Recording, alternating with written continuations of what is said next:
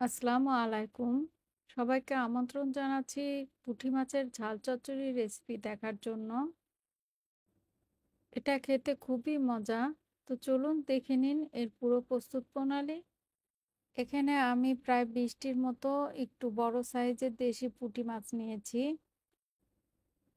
২টো tomato ফালি করে কেটে নিয়েছি। ধনেপাতা নিয়েছি 1/4 কাপ আর কাঁচামরিচ ৪-৫টি ফালি করে নিয়েছি। পেঁয়াজ কুচি নিয়েছি ১ কাপ। আরও নিয়েছি রসুন বাটা 1/2 চা চামচ, আদা বাটা 1/2 চা চামচ, লবণ 1/2 চা চামচ। লবণটা আপনারা আপনাদের স্বাদ অনুযায়ী দিয়ে নেবেন। হলুদ গুঁড়ো 1/2 চা চামচ, মরিচ গুঁড়ো 1/2 চা চামচ, জিরা গুঁড়ো 1/2 চা চামচ। প্রথমে মাছগুলো ভেজে নিব। এজন্য 1/2 চা চামচ লবণ, 1/2 চা চামচ হলুদ গুঁড়ো, 1/2 চা চামচ মরিচ গুঁড়ো দিয়ে খুব ভালোভাবে মাখিয়ে নিচ্ছি। চুলায় একটা প্যান গরম করে এর মধ্যে দিয়ে দিচ্ছি 2 টেবিল চামচ তেল। তেলটা একটু গরম হয়ে আসলে আগে থেকে মশলা মাখিয়ে রাখা মাছগুলো এর মধ্যে দিয়ে দিচ্ছি। মাছ ভাজার সময় গায়ের মধ্যে অনেক ছিটে আসে, তাই ঢেকে ঢেকে ভেজে নিচ্ছি। খুব বেশি কড়া করে ভাজবো না, হালকা করে ভেজে নিব। এক পাশে ভাজা হলে উল্টিয়ে দিচ্ছি। ব্যাস ভাজা হয়ে গিয়েছে, এখন মাছগুলো তুলে নিচ্ছি।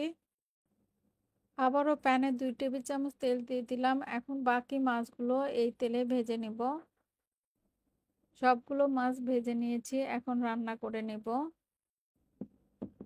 আবারও ওই প্যানে দিয়ে দিচ্ছি 2 টেবিল চামচ তেল।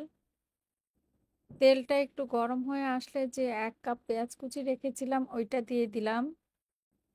এখন অনবরত নেড়ে চেড়ে পেঁয়াজটা হালকা বাদামি করে ভেজে নিচ্ছি। পেঁয়াজটা যখন হালকা বাদামি কালার হয়ে এসেছে তখন এর মধ্যে আগে থেকে রেডি করে রাখা মশলাগুলো দিয়ে দিচ্ছি।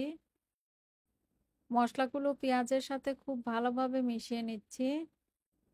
এবার এর মধ্যে দিয়ে দিচ্ছি রেডি করে রাখা টমেটো আর কাঁচামরিচ। এর মধ্যে কোনো পানি দিতে হবে না, টমেটো থেকে পানি বের হয়ে মশলাগুলো কষানো হয়ে যাবে।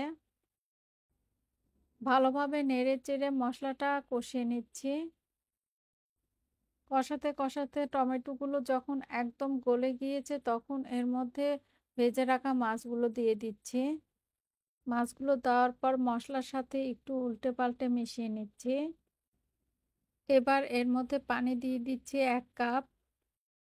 পানিটা ভালোভাবে নেড়ে মিশিয়ে নিয়ে ঢেকে দিচ্ছি, অপেক্ষা করব এটা খুব ভালোভাবে ফুটে ওঠা পর্যন্ত। ভালোভাবে ফুটে উঠেছে, আমি লবণটা চেক করে দেখেছি আর একটু লবণ লাগবে, তাই আমি আরও 1/2 চা চামচ লবণ দিয়ে দিচ্ছি। দিচ্ছি 1/4 কাপ ধনেপাতা কুচি। ঢেকে দিচ্ছি, অপেক্ষা করব 2-3 মিনিটের জন্য। 2-3 মিনিট পর চুলাটা বন্ধ করে দিয়েছি। এখন ধনেপাতাটা মিশিয়ে নিয়ে সার্ভ করে নিব। এটা গরম গরম ভাতের সাথে খেতে খুবই মজা।